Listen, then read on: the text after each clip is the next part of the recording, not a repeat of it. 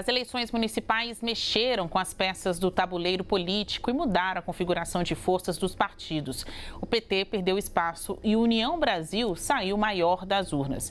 E esse novo cenário terá reflexos no Congresso Nacional. A gente quer ouvir isso hoje de duas lideranças. As eleições municipais influenciam a sucessão da Câmara, a escolha do próximo presidente da Câmara dos Deputados? Sobre esse assunto, o CNN Dois Lados de hoje conversa com o vice-líder do governo na Câmara, Rubens Júnior, do PT do Maranhão, e o deputado federal Fernando Coelho Filho, do União Brasil de Pernambuco. Tudo bem aos senhores? Muito bom dia e sejam bem-vindos ao nosso CNN Dois Lados.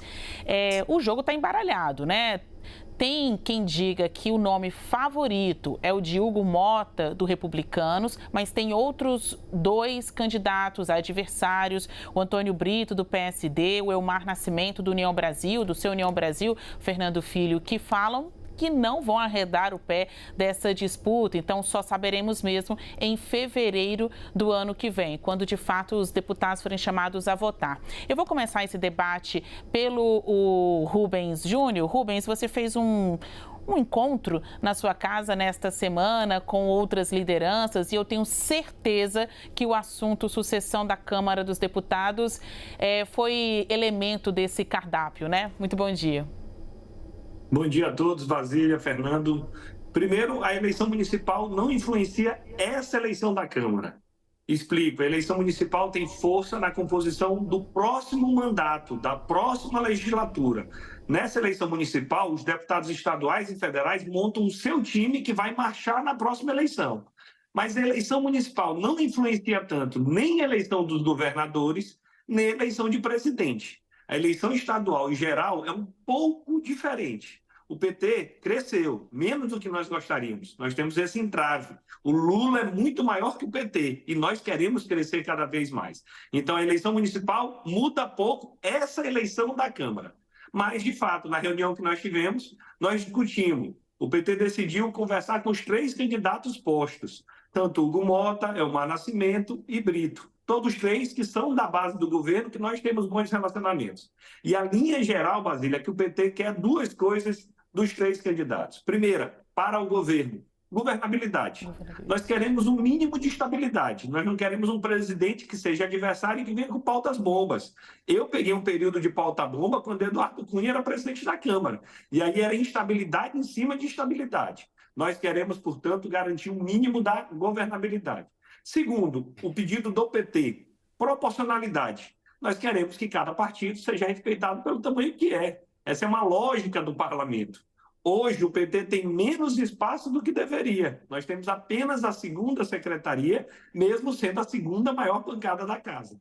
Então, nessa renovação da mesa diretora, acredito que na proporcionalidade o PT deve subir alguns degraus de posição. Deputado Fernando Coelho Filho, na sua avaliação, as eleições municipais mostrando que o centrão, especialmente, né, os partidos de centro, tiveram uma evolução, um alcance muito maior do que os partidos tidos mesmo governistas. Na sua avaliação, isso impacta na escolha para o próximo presidente da Câmara dos Deputados?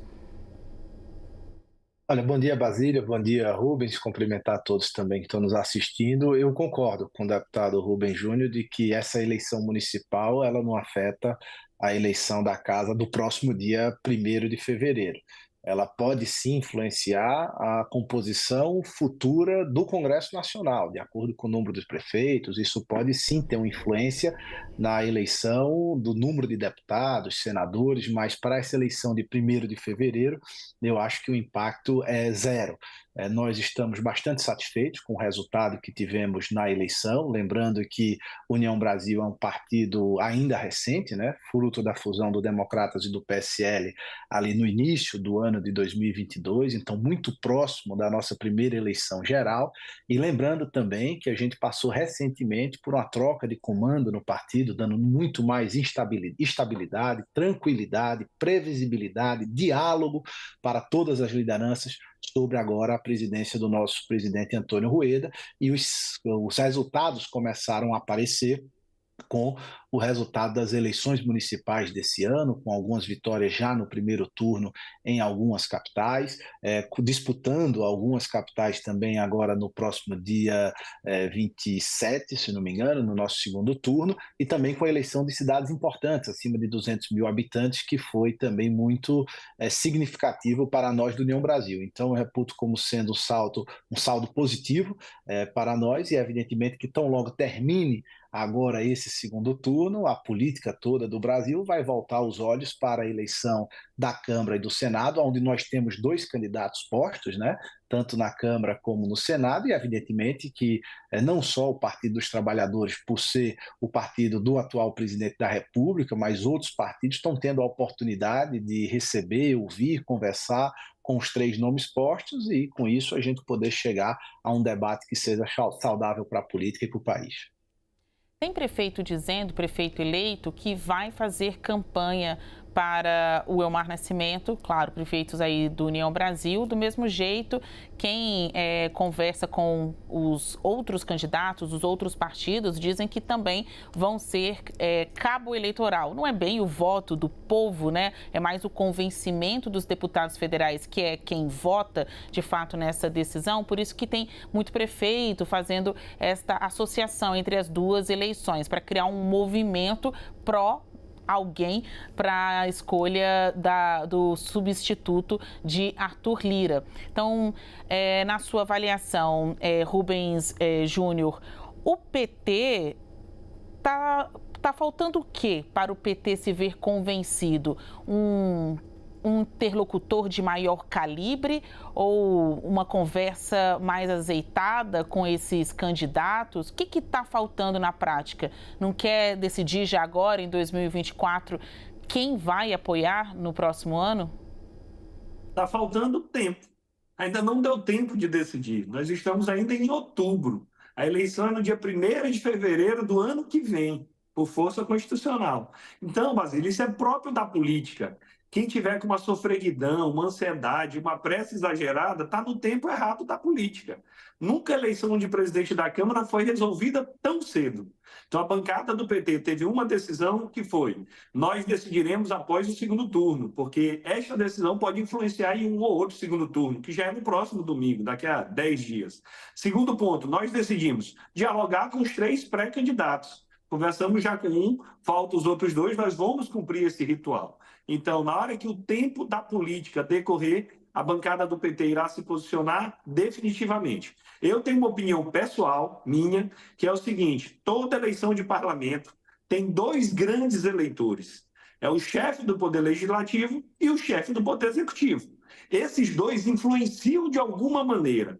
Então, eu te diria que quem conseguir ter o apoio do presidente Lula e o apoio do presidente Lira é um candidato muito forte, muito competitivo. Isso não é na Câmara.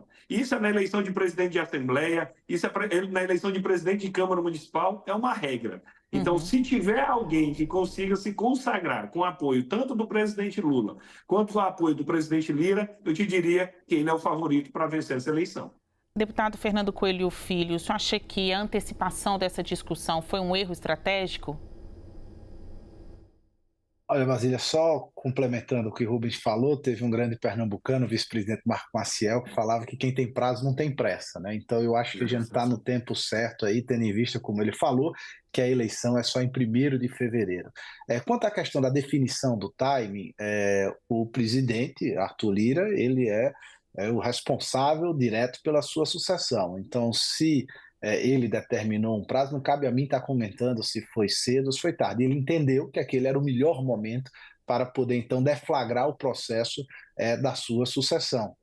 E ele tem todo o direito de poder apresentar o seu candidato e construir a maioria suficiente para eleger o seu candidato no dia 1º de fevereiro, como também os outros partidos têm legitimidade para poder apresentar os seus nomes. E nós estamos justamente, enquanto União Brasil, com o deputado Elmar Nascimento, dialogando não só com os partidos que já manifestaram no primeiro momento, a predisposição de poder caminhar conosco, com o deputado Elmar, como também com outros partidos, o próprio PSD, do Antônio Brito, que tem uma candidatura colocada, como o PT, que é o partido do presidente da República, e sem dúvida nenhuma, corroborando também o que Rubens falou, tem um peso importantíssimo nessa eleição, e outros partidos que estão aguardando essas movimentações. Eu acho que a primeira espera é realmente a definição desse segundo turno, para que esse ambiente da disputa no Congresso não contamine ou não desequilibre nem para um lado nem para o outro, não é isso que a gente quer, e evidentemente que passada a eleição municipal, a gente realmente poder ver a questão da proporcionalidade, ver a questão de que seja respeitado ou pactuado, digamos assim, certos temas que devem ou não ser discutidos, e as distribuições de temas, relatorias importantes, e a distribuição de espaço na casa, que você sabe que isso é fundamental para a vida também partidária de cada partido. Então é isso, União Brasil tem candidato, apesar das divisões internas ali no partido, há um candidato. O PT, não. Então ainda tem uns meses de negociação aí pela frente para a gente saber com quem o partido do presidente da República estará em fevereiro do ano que vem. Conversamos com o vice-líder do governo na Câmara dos Deputados, Rubens Júnior, do PT do Maranhão, e o deputado federal Fernando Coelho Filho, do União Brasil de Pernambuco, estreante no nosso quadro. Muito obrigada aos senhores, sejam sempre bem-vindos. Obrigado, bom dia.